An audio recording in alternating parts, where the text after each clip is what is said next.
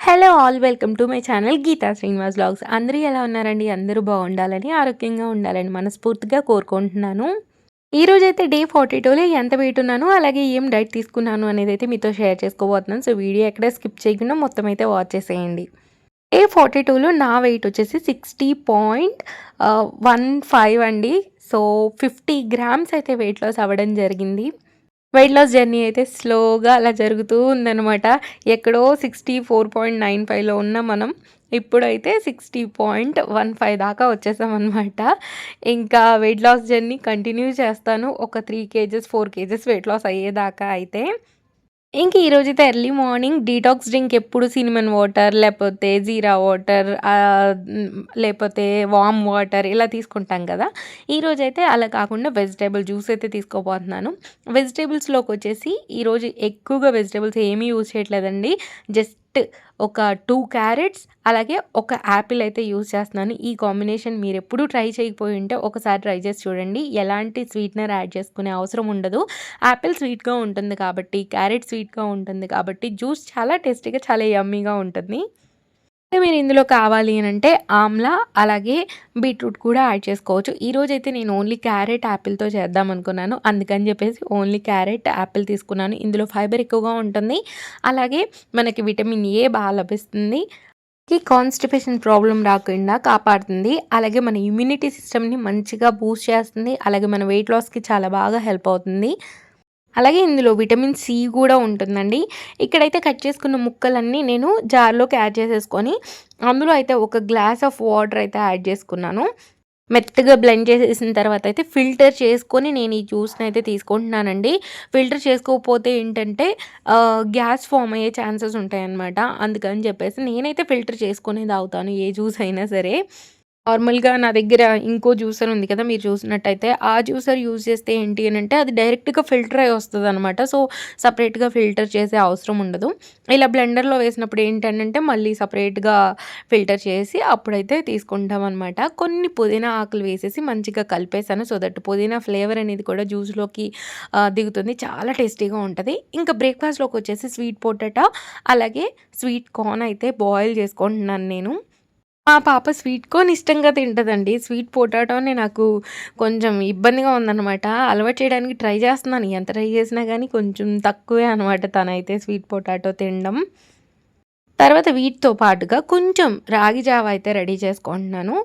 ఇలా నేనైతే పిండిని మిక్స్ చేసేసి ఉడికించుకుంటాననమాట. అంటే జావ కన్సిస్టెన్సీ వచ్చేదాకా. కొంతమంది ఏంటంటే పిండిని సపరేట్‌గా వాటర్‌లో కలుపుకొని యాడ్ చేసుకుంటారు. నేనైతే ఇలా వాటర్‌లో మొత్తం కలిపేస్తాననమాట. లంప్స్ ఏమీ లేకుండా. తర్వాత మంచిగా బాయిల్ చేసేస్తాను సిమ్‌లో పెట్టేసి. ఇదిగోండి స్వీట్ కార్న్ బాయిల్ అయిపోయింది. అలాగే స్వీట్ పొటాటో కూడా బాయిల్ అయిపోతుంది. స్వీట్ కార్న్‌లో వచ్చేసి మనకి మంచి ప్రోటీన్ అయితే లభిస్తుంది. ఫైబర్ ఎక్కువగా ఉంటుంది. స్వీట్ పొటాటోలో కూడా మంచిగా ఫైబర్ ఉంటుంది, ప్రోటీన్ ఉంటుంది, కార్బోహైడ్రేట్స్ ఉంటాయి. అలాగే మనకి కాన్‌స్టిపేషన్ ప్రాబ్లమ్ రాకుండా అయితే కాపాడుతుందనమాట. అలాగే స్వీట్ పొటాటో మన వెయిట్ లాస్‌కి కూడా హెల్ప్ చేస్తుందంట. ఎక్కువగా తీసుకోకుండా ఇలా ప్లేట్‌లో కొన్నిగా పెట్టుకుంటే హెల్తీవి చాలా హెల్త్‌కి మంచిదండి. ఇలా వెయిట్ లాస్ అనే కాదు నార్మల్‌గా కూడా మనం ఇవి తీసుకోవచ్చు రోజు. ఇంకా స్వీట్ కార్న్, అలాగే స్వీట్ పొటాటో తీసుకున్నాను కాబట్టి, రాగి జావ వచ్చేసి ఈ చిన్న కప్పుతో కప్పయితే తీసుకున్నాను. జావ కాసేటప్పుడు నేనైతే ఇందులో కొంచెం సాల్ట్ అయితే యాడ్ చేసుకున్నానండి. కొంతమంది ఏంటి అనంటే బెల్లం యాడ్ చేసుకుంటారు. నేను బెల్లం ఏమి యాడ్ చేయలేదు. నార్మల్‌గా కొద్దిగా సాల్ట్ యాడ్ చేశాను. ఇక బ్రేక్‌ఫాస్ట్ హెవీగా చేసేసాం కదా! ఈరోజు లంచ్ కూడా హెవీగా అవ్వబోతుందనమాట. ఈరోజు మా వారైతే చికెన్ దమ్ బిర్యానీ చెయ్యన్నారు. అందుకని చెప్పేసి చికెన్ అయితే తీసుకొచ్చారు. ఇప్పుడైతే ఈ చికెన్‌ని మంచిగా వాష్ చేసేసుకొని టేస్ట్‌కి తగ్గట్టు సాల్టు, టేస్ట్‌కి తగ్గట్టు కారం, అలాగే కొంచెం పసుపు వేసి ఫస్ట్ ముక్కలన్నీ మంచిగా కలిపేసి అయితే పక్కన పెట్టేసుకున్నాను. తర్వాత ఫ్రైడ్ ఆనియన్స్ కోసమైతే ఆనియన్స్‌ని పొడుగు ముక్కలుగా కట్ చేసుకుంటున్నానండి. చికెన్ బిర్యానీ ఎంత వచ్చిందో అసలకి. ఎప్పుడు చికెన్ బిర్యానీ చేసినప్పుడు ఏమనుకుంటానంటే, బయట అస్సలు తినకూడదు. మనం ఇంట్లోనే చేసుకోవాలి. కొద్దిగా కష్టమైనా అనిపిస్తది. కాపోతే ఏంటి అనంటే ఏదైనా హడావుడి అయిపోయింది. ఎప్పుడైనా బయటికెళ్ళాము. అప్పుడేంటంటే తినేస్తామనమాట బయట. ఇలా ఇంట్లో చేసుకుంటే అయితే హెల్తీ అండి. బయట ఎప్పుడైనా ఒకసారి తింటే మంచిది. అయితే ఈరోజు చికెన్ బిర్యానీలో నేనైతే పాలకూర, కొన్ని పుదీనా ఆకులు, అలాగే కొన్ని కొత్తిమీర ఆకులనైతే మంచిగా పేస్ట్ చేసి యాడ్ చేయబోతున్నాననమాట. ఇంకా బిర్యానీ చాలా టేస్టీగా వస్తదండి. ఈ పేస్ట్ చేసేటప్పుడు నేనైతే ఇందులోకి పెరుగు యాడ్ చేసుకుంటున్నాను. మీరు కావాలంటే ఇంకొంచెం పచ్చిమిర్చి, అల్లం వెల్లుల్లి అలా కూడా యాడ్ చేసుకోవచ్చు. నేను అవేమీ యాడ్ చేయలేదు. పెరుగు, పాలకూర, పుదీనా, కొత్తిమీర ఓన్లీ ఇవి యాడ్ చేసేసి మెత్తగా అయితే బ్లెండ్ చేసుకున్నాను. ఇప్పుడు కర్రీ ఉడికేటప్పుడు ఈ పేస్ట్‌ని మనం యాడ్ చేసుకుంటే మనకి బిర్యానీ అనేది చాలా టేస్టీగా వస్తదండి. చూడండి ఇలా మెత్తగా బ్లెండ్ అయితే అయిపోయిందనమాట. ఇప్పుడు ఈ పేస్ట్‌ని అయితే పక్కకు పెట్టేసుకొని ఫ్రైడ్ ఆనియన్స్ ముందుగా రెడీ చేసుకుంటున్నాను. ఇంకా నేను బిర్యానీని ఏ బౌల్‌లో అయితే చేయాలనుకుంటున్నానో అదైతే స్టవ్ మీద పెట్టేసుకొని కొద్దిగా ఆయిల్ యాడ్ చేసుకొని కొన్ని ఆనియన్స్‌ని ఇలా నలుపుతూ వేస్తున్నాననమాట. సో దట్ తొందరగా ఫ్రై అయిపోతాయి. ఫ్రైడ్ ఆనియన్స్ మెయిన్ అండి. చికెన్ బిర్యానీ కానీ, మటన్ బిర్యానీ కానీ, ఏ బిర్యానీ అయినా కానీ ఫ్రైడ్ ఆనియన్స్ వేస్తే ఏంటి అనంటే అచ్చం మనకి హోటల్ స్టైల్‌లో ఉన్నట్టుగా ఉంటదనమాట. మీరు ఫ్రైడ్ ఆనియన్స్ చేసి, యాడ్ చేసి, ట్రై చేసి చూడండి. చాలా బావుంటది. ఆల్మోస్ట్ అందరూ చేస్తున్నారండి బిర్యానీస్. లాక్‌డౌన్ తర్వాత అందరూ నేర్చేసుకున్నారు. సో, ఒక పక్కన అయితే ఫ్రైడ్ ఆనియన్స్ రెడీ అయిపోతుంది గదా! ఇంకో పక్కన ఇంకో బౌల్‌లో అయితే కొద్దిగా వాటర్ పెట్టేసుకొని అందులో బిర్యానీ స్పైసెస్ అయితే యాడ్ చేసుకొని ఒక 1 టేబుల్ స్పూన్ దాకా అల్లం వెల్లుల్లి పేస్ట్ కూడా యాడ్ చేసుకున్నాను. ఎందుకో మీకు ఆల్రెడీ అర్థమైపోయి ఉంటుంది. రైస్‌ని సెపరేట్‌గా బాయిల్ చేసుకోబోతున్నాను. ఇప్పుడు ఇందులోకైతే కొన్ని పుదీనా ఆకులు అలాగే కొంచెం కొత్తిమీరనైతే ఇలా సన్నగా చాప్ చేసి యాడ్ చేసేసుకుంటున్నాను. అలాగే టేస్ట్‌కి తగ్గట్టు సాల్ట్ కూడా యాడ్ చేసుకోవాలండి. తర్వాత అయితే ఇదిగోండి ఇక్కడ ఫ్రైడ్ ఆనియన్స్ అయితే రెడీ అయిపోయినాయి. ఇంకా ఫ్రైడ్ ఆనియన్స్ అయితే వేరే ప్లేట్‌లోకి అయితే తీసేసుకుంటున్నాను. ఒకసారి పచ్చి మసాలా పక్కన రెడీ చేసుకుంటానండి. ఇలా ఈరోజైతే అలా ఏం లేదు. నార్మల్‌గా ఆకుకూరలు వేసి చేస్తున్నాను. ఆకుకూరలతో కూడా చేసుకుంటే చాలా టేస్టీగా ఉంటదండి బిర్యానీ అనేది. బయట హోటల్స్‌లో కూడా ఆకుకూరలు వేస్తారని నేను విన్నాను. మీకు తెలిసినట్టయితే కామెంట్ చేయండి.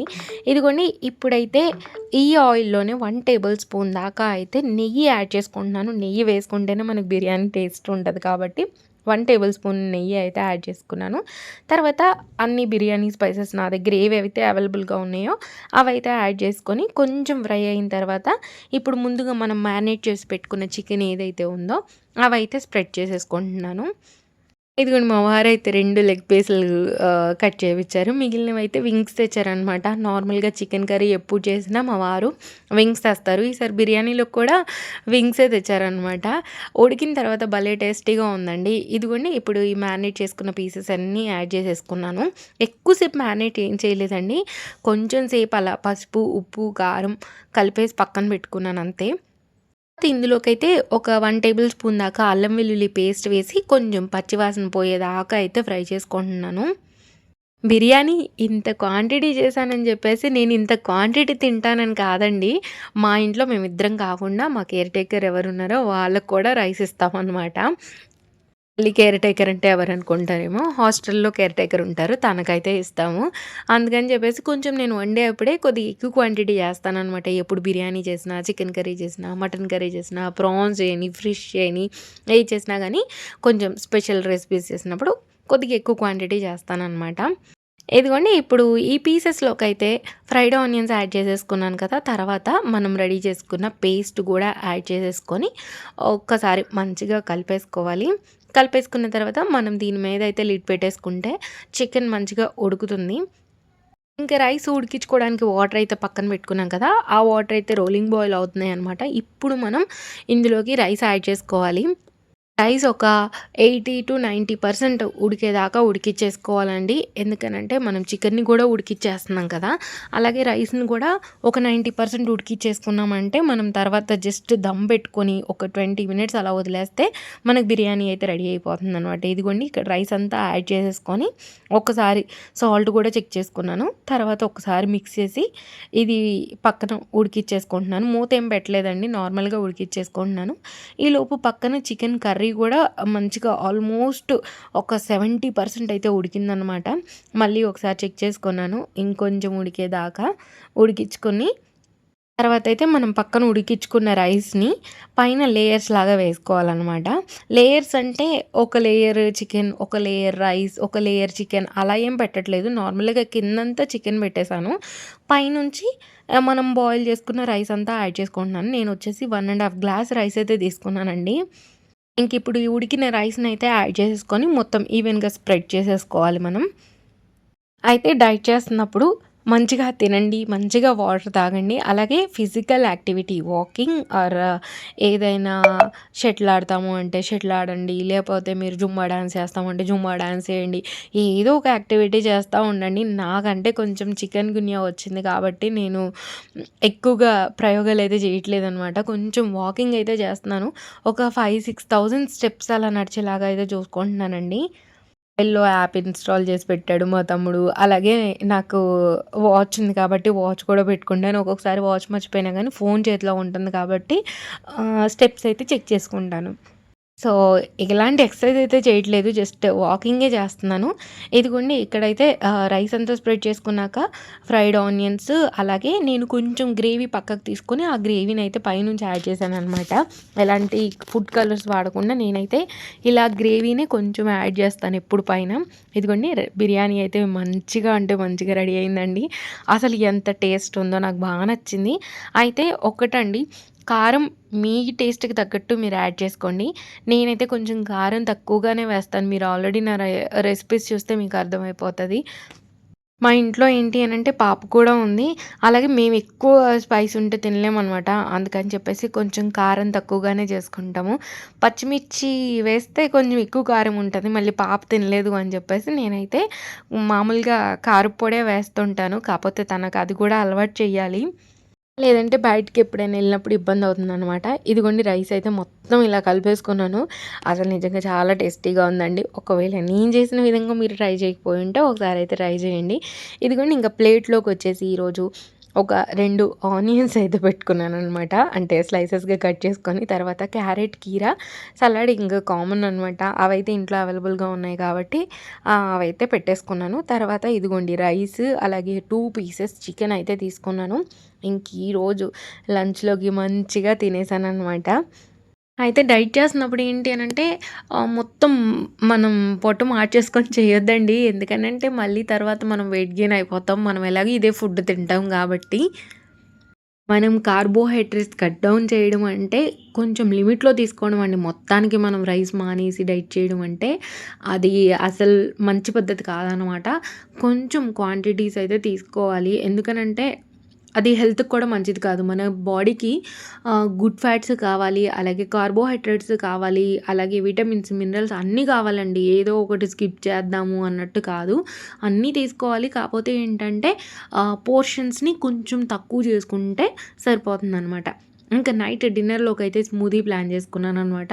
ఈ స్మూదీ కోసమైతే నేను డిఫరెంట్ టైప్స్ ఆఫ్ నట్స్ అయితే నానబెట్టేసుకున్నాను. ఇందులోకొచ్చేసి చియా సీడ్స్, పంకిన్ సీడ్స్ అలాగే ఆహ్, బాదం, కాజు, సన్‌ఫ్లవర్ సీడ్స్ ఇవన్నీ అయితే నానబెట్టేసుకున్నాను. తర్వాత ఒక యాపిల్ తీసుకున్నానండి. అలాగే ఒక చిన్న ముక్క అయితే బీట్రూట్ తీసుకున్నాను ఈరోజు. స్మూదీలో బీట్రూట్ కూడా యాడ్ చేద్దాము అని చెప్పేసి యాడ్ అయితే చేశాను. మా వారేంటి అనంటే బీట్రూటు, క్యారెట్ ఇలా మామూలుగా ఇస్తే తినరనమాట. ఇలా జ్యూస్‌లో గానీ, లేదు అనంటే చీలాస్ ఉంటాయి కదా! దాంట్లో గానీ వేసేసి ఇచ్చానంటే తను కనిపెట్టలేరు. మంచిగా తాగేస్తారనమాట. అందుకని అప్పుడప్పుడు ఇలా చేస్తాననమాట. ఇదిగోండి స్మూతీ అయితే రెడీ అయిపోయింది.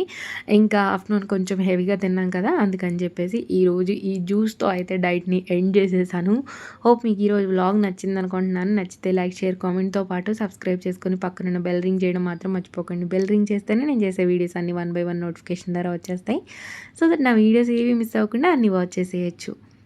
అలాగే డే 43 వెయిట్ లాస్ జర్నీతో అయితే మళ్ళీ మీ ముందుకొచ్చేస్తాను.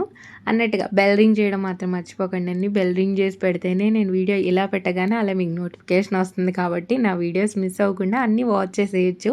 మొన్న టైమింగ్ తప్పించి వీడియో పెడితే వీడియో అసలు వెళ్ళలేదండి. ఎవరు చూడలేదు కూడా.